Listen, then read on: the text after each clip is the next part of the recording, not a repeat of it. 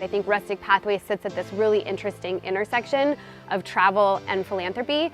And as we look at the future 5-10 years from now, we have so much opportunity to create really incredible, lasting, sustainable impact.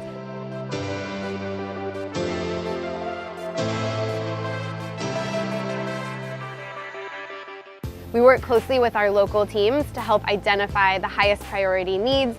We partner with communities and community associations, local nonprofits, local governments to figure out the best place for us to be able to come in and support whatever the community is prioritizing. The Sacred Valley Project is our principal community service project here in Peru. We're working with rural indigenous communities here in the Sacred Valley on different infrastructure and development projects. It's developed over the past 8 years into a great partnership both with the local communities and also working with the municipal government. Currently we're working on a potable water program, so we're bringing fresh water to 5 different communities and over 2,000 people. The Monte Coca project takes place in the Bouches in the eastern part of the Dominican Republic.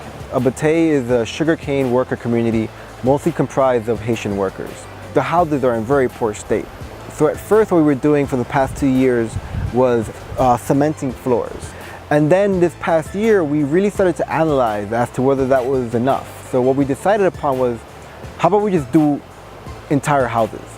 We make entire houses one at a time, or if we can, 2 at a time, depending on what funds we have. My end goal is just to provide the ability to say that they have a house that is theirs and that they can raise their children in a healthy way and they can just provide a little dignity.